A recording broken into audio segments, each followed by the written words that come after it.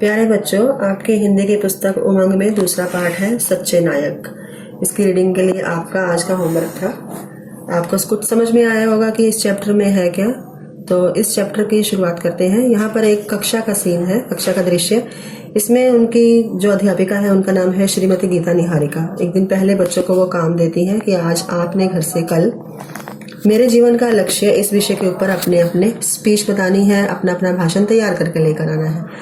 कक्षा के सभी विद्यार्थी इस काम को करने के लिए तैयार रहते हैं।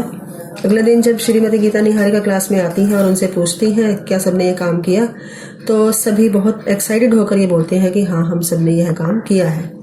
तो उनको अप्रिशिएट करने के लिए, मोटिवेट करने के लिए गीता निहारिका जी कहती हैं कि बच्चे बहुत अच्छा, याद रहे यह आवश्यक नहीं कि हम कोई व्यवसाय हो इस चीज़ के लिए कि हमारे जीवन का लक्ष्य क्या है। ये हमारा बिजनेस नहीं होना चाहिए। हम उस व्यक्ति के बारे में भी बता सकते हैं जो हमें अच्छा लगता है। वो हमारा आदर्श व्यक्ति भी हो सकता है, या हमारा टीचर या गुरु भी हो सकता है, या फिर कोई ऐसा व्यक्ति भी हो सकता है जिसकी हमें कोई ना कोई आदत अच्छी लगती है और उसे हम अपने जीवन में अपनाना चाहते हैं। तो उसके बारे में भी हम अपने विचार बता सकते हैं।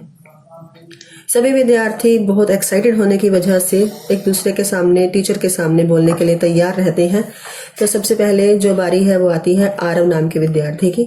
तो आरव कहता है कि वो दुनिया का सर्वश्रेष्ठ क्रिकेटर बनना चाहता है और उसका आदर्श है सचिन तेंदुलकर।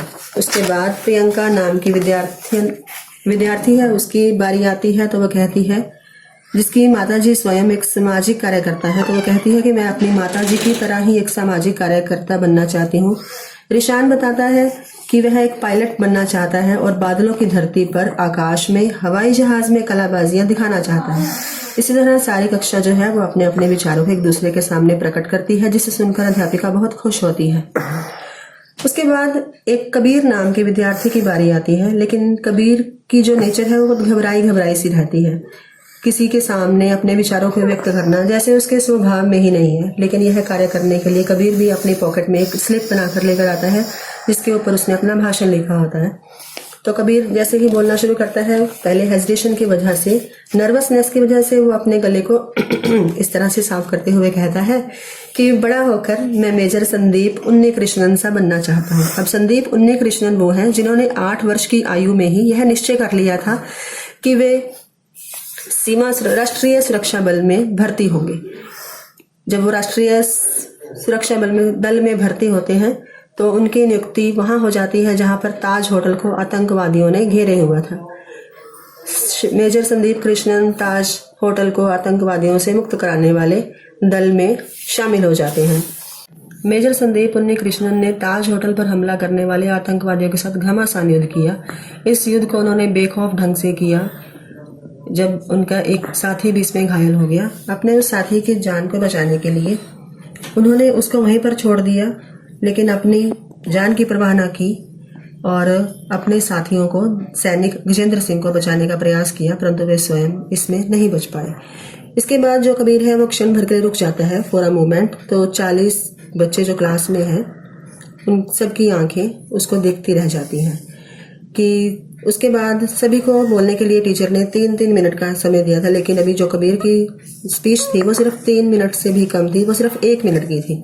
उसके बाद कबीर ने दोबारा कहना शुरू किया कि बड़े होकर वो मुंबई रेलवे में 10 वर्ष तक उद्घोषक रह चुके विष्णु दत्ताराम जेंदे की तरह बनना चाहता है।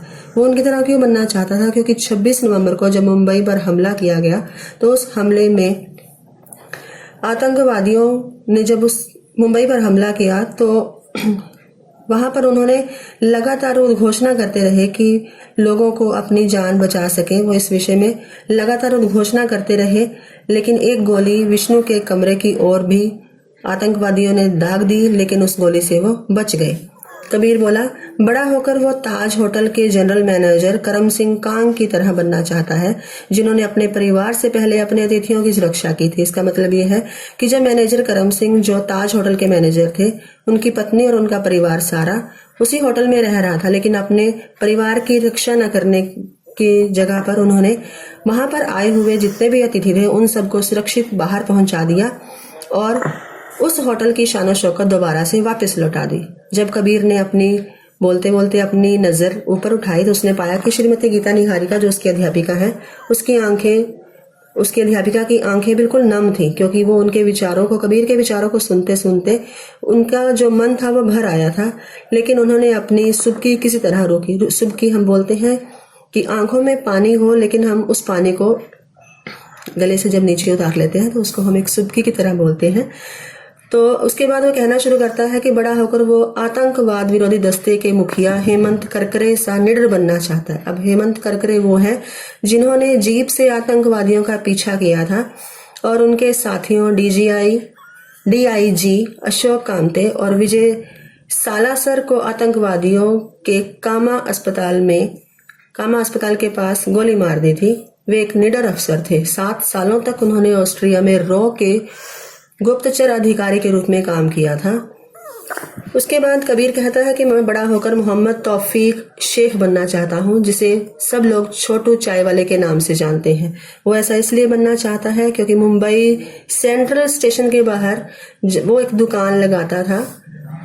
जब वह उन लोगों में से एक था जिन्होंने घायल लोगों की सेंट जॉर्ज अस्पताल पहुंचने में मदद की थी। अगर तो मोहम्मद तौफीक शेख इस तरह की मदद ना करते तो बहुत से घायल लोग उन लोगों में शामिल हो जाते जिनका इलाज ना होने पर या फिर जिन्हें समय पर ना पहुंचाने पर उन्होंने दम तोड़ दिया था। उसके बाद कबीर कहता है कि बड़ा होकर वो आया सेंड्रा सैमुअल जैसा बनना चाहता है। आया सेंड्रा सैमुअल वो शख्सियत हैं जिन्होंने 2 वर्ष के मासूम मेशो होटल्स बर्ग की जान बचाई थी। ये 2 साल का एक छोटा सा बच्चा था। आतंकवादी हमला जब नवंबर 2008 में हुआ तो उस हमले के दौरान मासूम मेशो होटल्स बर्ग के माता पिता जो है वो उस हमले में मारे गए थे। तो सेंड्रा ने मेशो को उनके नरीमन के घर पर हुए हमले में बचा लिया था। जैसे ही कबीर अपना भाषण समाप्त करते हैं तो पूरी कक्षा एक साथ खड़ी होकर जोरदार तालियां बजाती है। श्रीमती निहारिका बहुत खुश होती हैं, इतना खुश कि उनकी आंखों से आंसू आने शुरू हो जाते हैं और जल्दी से वे अपने आंसुओं को पोंछ लेती हैं। लेकिन अपनी कक्षा में इस तरह के होनहार विद्यार्थियों को देखकर उनका मन बहुत खुश होता है। वो इस बात को लेकर बहुत ही खुश हो जाती हैं कि उनकी कक्षा में इस तरह के बच्चे हैं जो सद्भावना, शांति, सहनशीलता और निस्वार्थ भावना के साथ अपने देश के मजबूत स्तंभ बनेंगे। भारत एक दिन आतंकवाद से अवश्य मुक्त होगा और विश्व को राह दिखाएगा शांति की। मैं बड़ा होकर मोहम्मद तौफीक शेख बनना चाहता हूँ, जिसे सब लोग छोटू चाय वाले के नाम से जानते हैं। वो ऐसा इसलिए बनना चाहता है क्योंकि मुंबई सेंट्रल स्टेशन के बाहर वो एक दुकान लगाता था। जब वह उन लोगों में से एक था जिन्होंने घायल लोगों की सेंट जॉर्ज अस्पताल पहुंचने में मदद की थी। अगर तो मोहम्मद तौफीक शेख इस तरह की मदद ना करते तो बहुत से घायल लोग उन लोगों में शामिल हो जाते जिनका इलाज ना होने पर या फिर जिन्हें समय पर ना पहुंचाने पर उन्होंने दम तोड़ दिया था। उसके बाद कबीर कहता है कि बड़ा होकर वो आया सेंड्रा सैमुअल जैसा बनना चाहता है। आया सेंड्रा सैमुअल वो शख्सियत हैं जिन्होंने 2 वर्ष के मासूम मेशो होटल्स बर्ग की जान बचाई थी। ये 2 साल का एक छोटा सा बच्चा था।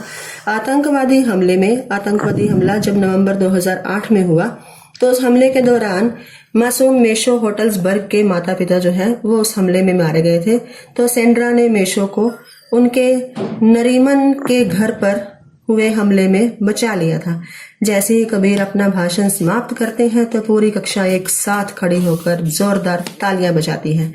श्रीमती निहारिका बहुत खुश होती हैं, इतना खुश कि उनकी आंखों से आंसू आने शुरू हो जाते हैं और जल्दी से वे अपने आंसुओं को पोंछ लेती हैं। लेकिन अपनी कक्षा में इस तरह के होनहार विद्यार्थियों को देखकर उनका मन बहुत खुश होता है। वो इस बात को लेकर बहुत ही खुश हो जाती हैं कि उनकी कक्षा में इस तरह के बच्चे हैं जो सद्भावना, शांति, सहनशीलता और निस्वार्थ भावना के साथ अपने देश के मजबूत स्तंभ बनेंगे। भारत एक दिन आतंकवाद से अवश्य मुक्त होगा और विश्व को राह दिखाएगा शांति की।